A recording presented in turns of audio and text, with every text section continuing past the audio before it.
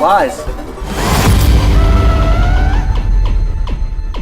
Welcome to Rotor Riot. I'm Drib, and I'm joined by Jaboy Vortex. We are always flying these FPV Freestyle mini quads, but I want to do something a little bit different today because what you might not know, Vortex here, before we flew the drones, was really into helicopters. I flew something just a little bit bigger. I'm excited about this one. I have not flown this thing for like 2 years now. So this is called a collective pitch helicopter. 3D helicopter. So that means it can fly upside down. It can fly upside down. Right, so what we're gonna do today is learn a little bit about how a collective pitch helicopter works, and then what I wanna do is get the best chase footage. Sounds really dangerous. Well, we just have to not hit each other. That's true. So Jeff, why don't you tell us a little bit about what a collective pitch 3D helicopter is and how it works. So the frame of the helicopter is from a company called SAB, and it's called the Goblin 700 Competition. The motor is made by a company called Scorpion. Speed controller is a Castle Creations 160 amp speed controller. I've got some RJX Hobby servos, MSH Brain flight controller, and for batteries, China Hobbyline actually hooked us up with some brand new 6S 5000 milliamp 70C LiPos. And I'm actually gonna run these in series, so that's gonna take us up to 48 volts on this guy. The collective pitch helicopter works a little bit differently than what you're used to. Normally, the throttle stick actually controls the throttle. With on this, as soon as you arm it, the motor's just gonna spin the blades at 100%. And then the way you get lift is that you can actually see, it can make pitch both ways. So what you'll see is when you're in the center, the blades have no pitch on them. So it's just gonna spin. You're not gonna have any lift one way or the other. And then from center up, that's your positive pitch. That's what's gonna make you go up. Center down, it's gonna give you the reverse pitch. So now you're gonna go down. And what that enables you to do is go upside down, but still have the lift to either sustain inverted flight or actually to climb up. For your control to actually move it around, that's a little different too. And it's a little strange how that actually works. So when you move your right stick, you're gonna be moving the swash plate.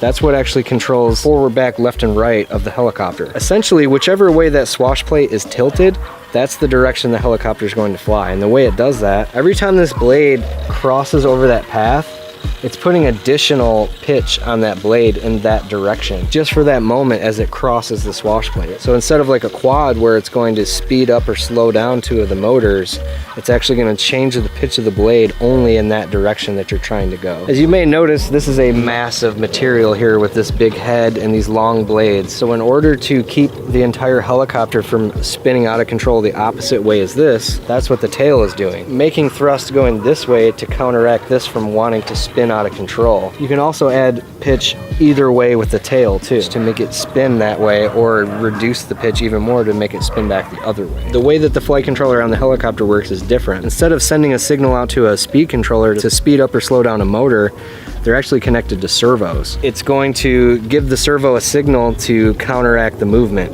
So if I tilt the whole helicopter to the left, the whole swash plate will try to stay level. Same thing backward and forward. If I push it forward, it's going to tell the servo in the back to drop down to try to keep that swash plate level. A helicopter is a much more mechanical device. It's not just all electronic. So there's a lot more mechanical pieces going on. You're flying two 5,000 milliamp hour 6-cell batteries, basically a giant 12 cell. This is what I'm gonna be flying, also by China Hobbyline, 1,500 milliamp hour 4-cell. This gives me about 3 minutes of flight time on my drones, going all out at 60 miles an hour. How much flight time do you get out of all this? About 3 minutes. So that should tell you just how much more power is being made. All right, so let's take all this out to the field. We've got Vortex gonna be piloting this giant helicopter. I'm gonna be flying my mini quad. We're gonna try and get the best ever chase footage of a 3D collective pitch helicopter.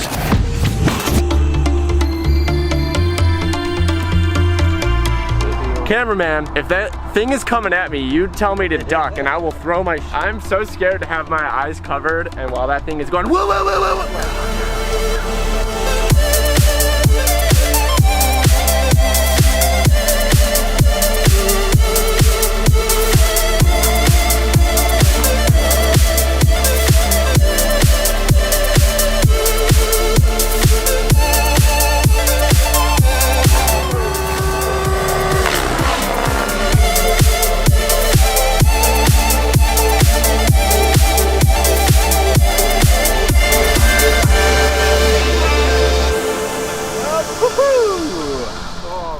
Did they always have a gyro? No, they didn't actually. They used to have what's called a fly bar, which was a weight that would just mechanically give it a gyroscopic effect. Oh, that's so informative.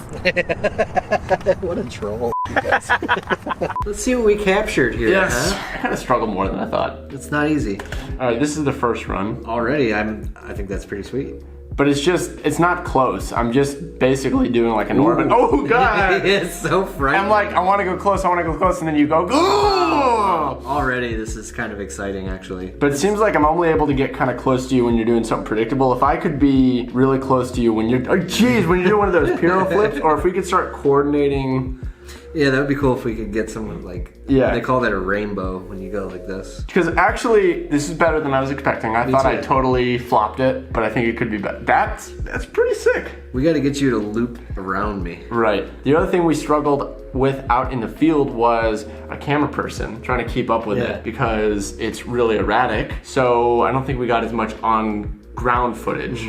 But I talked to Chad, and he seems to have an idea for some sort of like rig that we can build. We're gonna put together some rig with PVC pipe and these sights and hook up the camera, and then that way, rather than the camera guy having to look at the screen on the camera and try to follow a little dot on a little LCD screen, you can just point this whole body rig. So basically, then you're gonna try and keep the helicopter in these sights, and that'll make for good framing on the camera. Exactly. I mean, it's not going to be totally perfect, but it'll be enough where the helicopter is always on the screen.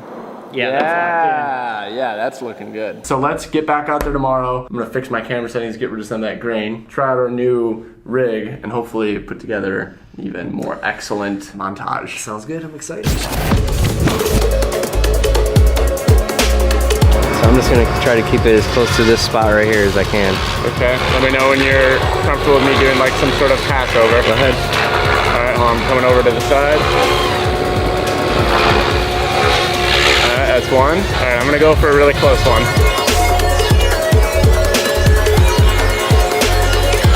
That was close. Oh, my heart is racing. All right, I'm about to get going into the circles. All right, and you're going backwards and inverted? Yeah. Okay. That's the trick. Oh, I lost you. Oh, yeah. There it is. Okay. Try to get in closer. I'm still pretty far. Okay, I'm getting closer. There it is. Oh, yeah, this is it. We're getting there, dude. We are getting there. Hold on, I gotta change batteries. There was one moment on the pass, I held it. Oh, it was like right there. We gotta do it in the slow-mo, because the slow-mo, all you need is 3 seconds, and it's like.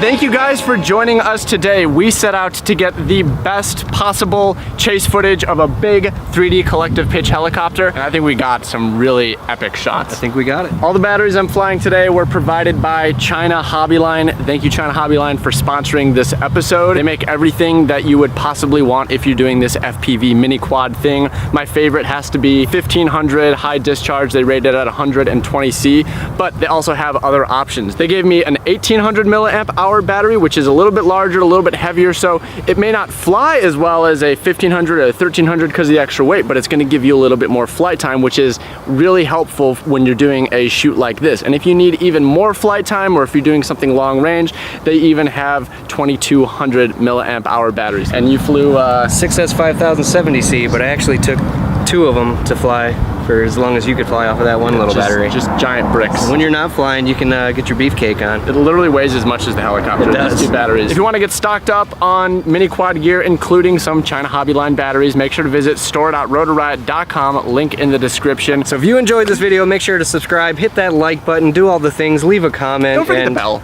The bell too. There's a bell too if you want to get notified every time we upload one of these videos. Yeah. You know you want us in your phone being like, hey, watch our videos. We uploaded. We uploaded.